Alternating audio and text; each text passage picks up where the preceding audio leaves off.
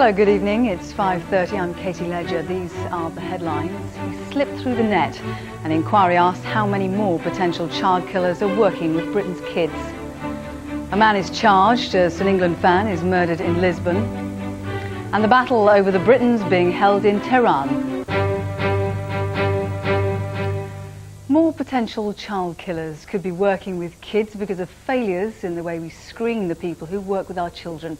That's one of the frightening conclusions of an inquiry into how child murderer Ian Huntley got work as a school caretaker at Soham Village College.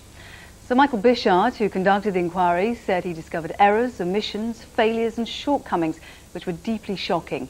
He called for a national police intelligence sharing database as a matter of urgency and for a system of licensing anyone wanting to work with kids. Sir Michael Bishard, the man charged with finding a sensible response to the senseless murders of Holly Wells and Jessica Chapman. There were a catalogue of blunders. Their killer, Ian Huntley, had been accused of attacking girls before in Grimsby, but the records were wiped by Humberside police. That didn't matter because Cambridgeshire police didn't check up on him, and on top of that, when he got his job at Soham Village College as caretaker, the school didn't check his references. I've discovered errors, omissions, failures and shortcomings which are deeply shocking, and which meant that, for example, there was not one single occasion in all of the contacts with Huntley, including 8 sexual offence allegations notified to Humberside police, when the record systems worked properly. And that means that I can't be confident that it was Huntley alone who slipped through the net. For nearly 2 years now, the people of Soham have struggled to come to terms with the tragedy that happened here. At least now is the chance for lessons to be learned. The first of Sir Michael Bishard's recommendations, the creation of a child care passport, a laminated photo ID card perhaps, that would show those who want to work with children have been thoroughly vetted.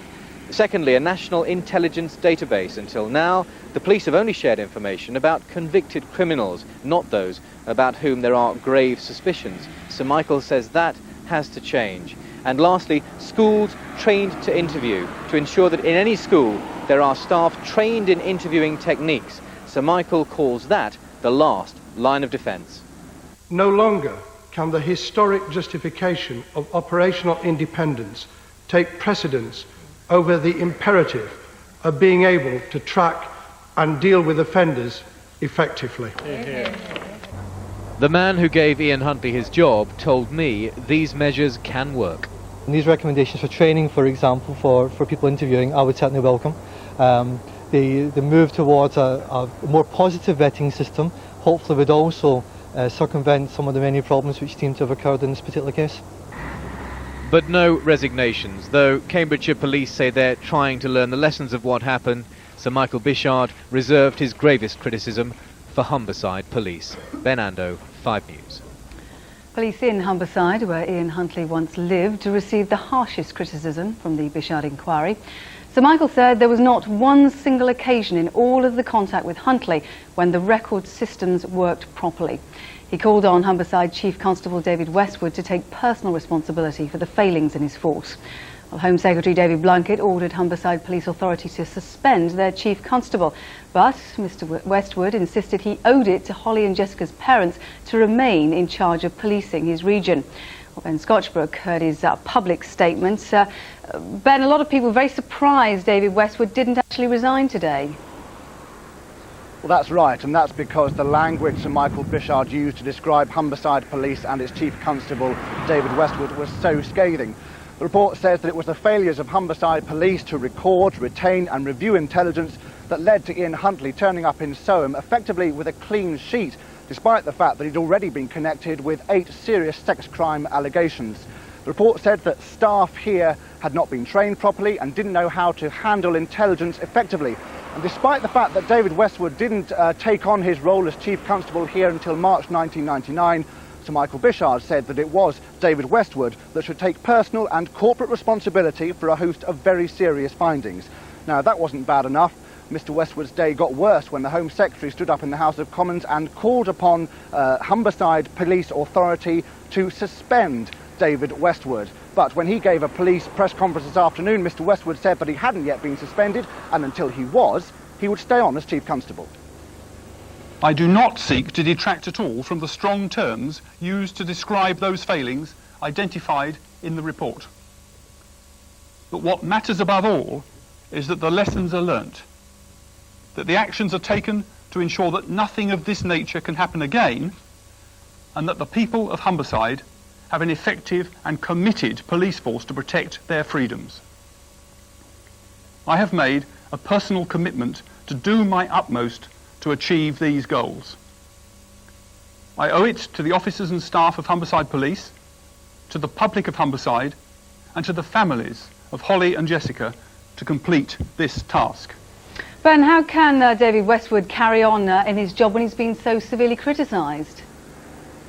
Well, he says he has the support of his police force and the police local authority and the people of Humberside. Now, I've spoken with some of the people of Humberside, and I have to say opinion is divided. It is, though, down to the local police authority to hire and fire, and in this case suspend its chief constable. I'm told that the Humberside Police Authority is going to meet before the end of the week, and perhaps sending the message to the Home Secretary that it will take its own responsibilities very seriously, but in its own time. Thanks, Ben. An England fan was stabbed and killed when he chased after a pickpocket in the early hours of this morning. A Ukrainian man was arrested after 27-year-old Stephen Smith from Wolverhampton was stabbed just after 4 a.m. near Lisbon's central Rossio Square. The square is a gathering place for fans attending the European Soccer Championship. A requiem for a fellow fan, an impromptu shrine for a fallen friend. Drained of their customary euphoria, supporters from England and other nations today gathered in Lisbon to pay tribute to a fellow football fan allegedly stabbed to death in an act of sudden street violence. 28-year-old Stephen Smith from Wolverhampton was attacked in this Lisbon street in the small hours of this morning while celebrating England's victory, an atrocity and aftermath witnessed by hundreds of bystanders. I saw him trying to stop the bleeding, revive him. People taking photos of that, so people was getting them out of the way. So I just backed off and just waited for the ambulance to turn up. It took 10-15 minutes. Portuguese police today confirmed they've arrested a 31-year-old Ukrainian man in connection with the killing. Out of the blue, the Ukrainian citizen had I don't know the English word for this, maybe a knife, a razor. We call it navalha. And out of the blue, as I was saying, he stabbed one of the British citizens. Just 2 hours earlier, England fans had been boisterously celebrating victory over Croatia in nearby Rossio Square, an evening packed with energy and enthusiasm and notably devoid of violence.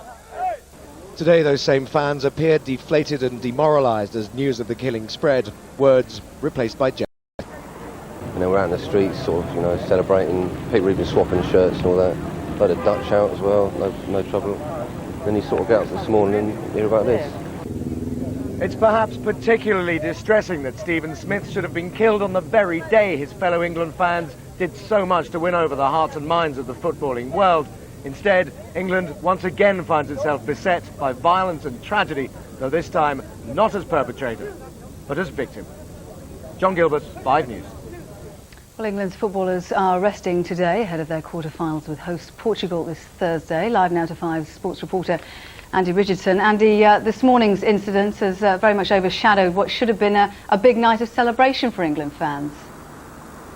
That's absolutely right. Events in Rossio Square really upsetting what should have just been a fantastic night for English football. There were around 40,000 English spectators here at the Stadium of Light behind me here for last night's game, but they had just one name on their lips. That, of course, was Wayne Rooney. Now that he finally ended it last night, let's hope he's now up and running, because England are going to need all their best players on their best form if they're to get much further in this competition. Indeed, Andy. Now, what's in store for England for the next couple of days? Well, they're playing Portugal. Portugal, a nation still very much suffering a collective hangover after their group victory over Spain. That was a victory which knocked Spain out of the competition and saw Portugal stay in. England now have to face them all sorts of fascinating confrontations. Luis Figo up against his Real Madrid teammate David Beckham. Having a day off today, but England will be back in training at the stadium here behind me tomorrow before the main event on Thursday. Thanks, Andy. We want to know what you think about England's much-hyped wonder boy. This is today's 5 News Club poll. Is Wayne Rooney really the new Pele? Well, to vote, you can call us 090 5020 5555 and answer yes or no. Your call will cost 25 pence a minute. There's also a chance to tell us your views, and we'll bring you the result of that voting and a selection of your comments in our news programmes a little later on today. Other stories making the headlines now, and the leader of the Scottish National Party has resigned following the party's poor performance in the recent European elections. John Swinney faced widespread criticism within the party after only 2 MEPs were voted in. The SNP leader says he's going for the good of the party. He leaves his post in September. Police are re-examining nearly 120 murders which they believe could be so-called honour killings, like the case of 16-year-old Heshu Yunus, who was attacked by her father for being too westernised. Almost all the crimes have already been solved, but detectives hope by taking a fresh look at them, they'll be able to learn more about the problem.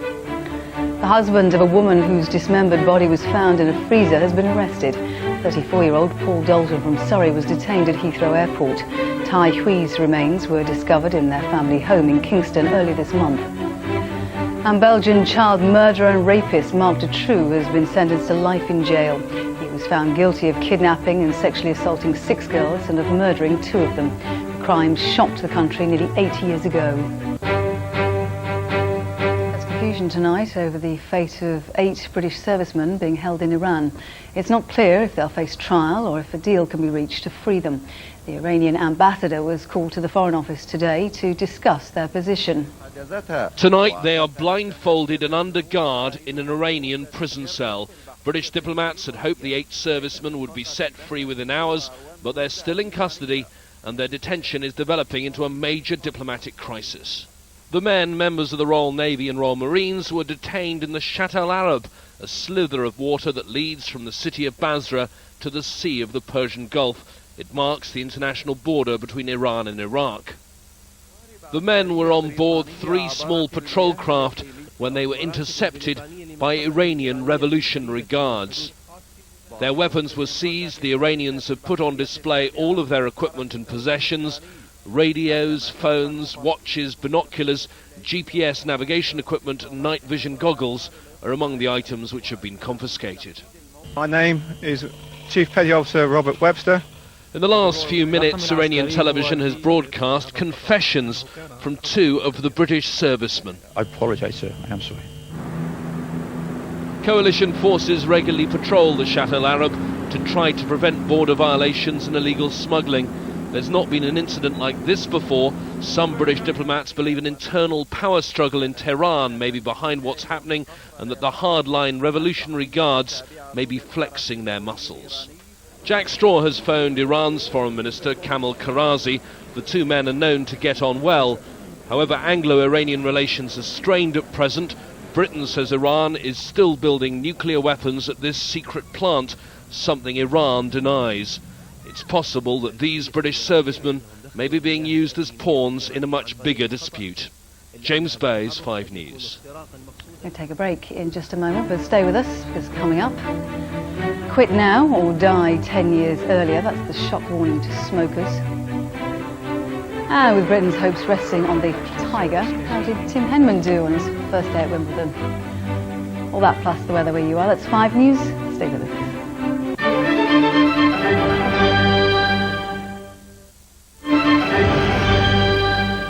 This is 5 News. It's 5:47. Welcome back. Tonight's top story, a damning report into how serial killer Ian Huntley slipped through the net and ended up working as a school caretaker, has found more potential child killers could do the same. The Bishard inquiry uncovered glaring problems in the current system of vetting people applying to work with children. It recommends a national register to address shortcomings described as deeply shocking. Want to live fast and die young? Then start smoking. Cigarette smokers die on average 10 years earlier than non-smokers, but kicking the habits, even by the time you're 50, can halve the risk, scientists said today. Findings from a massive 50-year-old study into the dangers of smoking showed that if you quit before you're 30, you can avoid nearly all the risks of dying young. Sir Richard Doll, who's 91 years old, is the man who first brought to the attention of the world the dangers of smoking. Today his study continues with new findings being published that show the indisputable benefits of giving up. 50 years ago, Sir Richard Doll and his team published what turned out to be a groundbreaking study establishing for the very first time the link between smoking and lung cancer.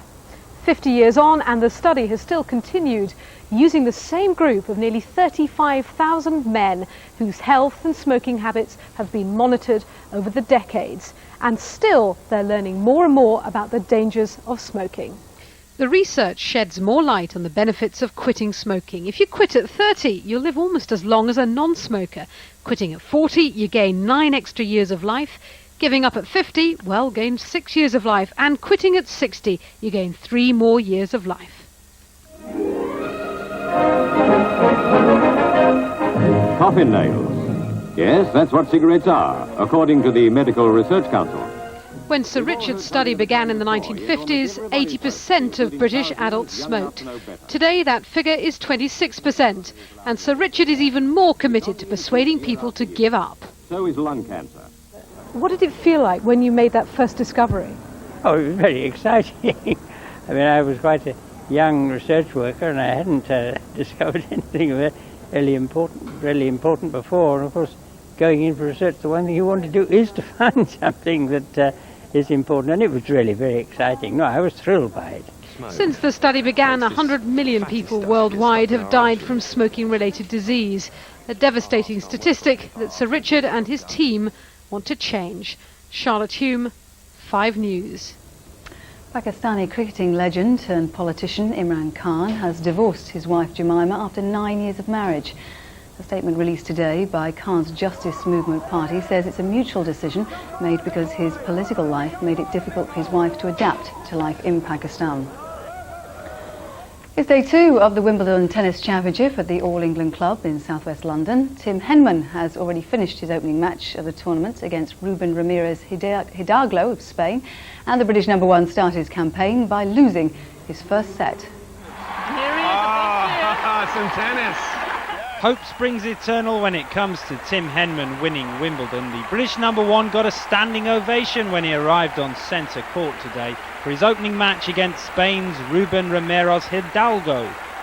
Henman reached the semi-finals of the French Open. In his own words, he's playing the best tennis of his life. That was until this afternoon. The Spaniard ranked 89th in the world, won the opening set 6-4 and gave Henman the runaround. Hidalgo, who had never played a competitive match on grass before, wombled all over the court to hit winners. The second set went to a tiebreak, and at last Henman was triumphant, 1 set apiece. He made it hard work, but Timothy Henman claimed the next 2 sets, 6-4, 6-2. Henman was victorious in a time of 3 hours and 2 minutes. If he's going to end Britain's 68-year wait for a homegrown men's Wimbledon champion, he'll have to pull his socks up. Matt Rumsey, 5 News. Before we go, a reminder of tonight's top stories. A damning report into how serial murderer Ian Huntley came to work with children has found more potential child killers could have slipped through the net. The Iranians have broadcast what they call a confession by British servicemen they're holding, and the Arab television station Al Jazeera has broadcast claims Muslim militants have beheaded a South Korean hostage. Well, that's it from me for now. In a moment, we've got the weather. I'll be back with the headlines at 6. Until then, from me and the team, bye-bye.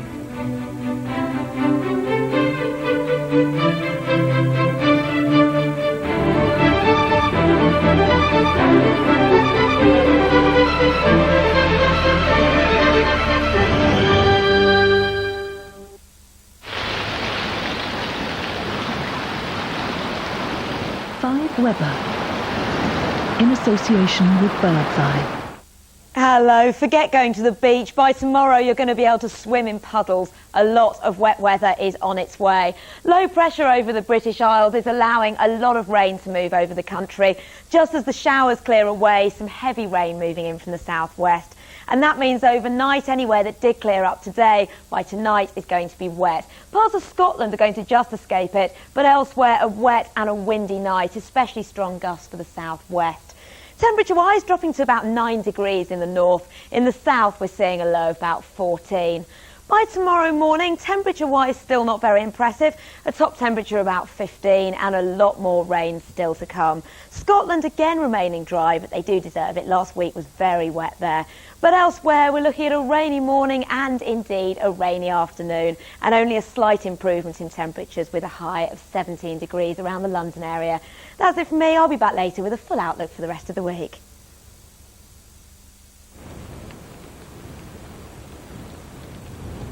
Bird's Eye Food, in association with the weather.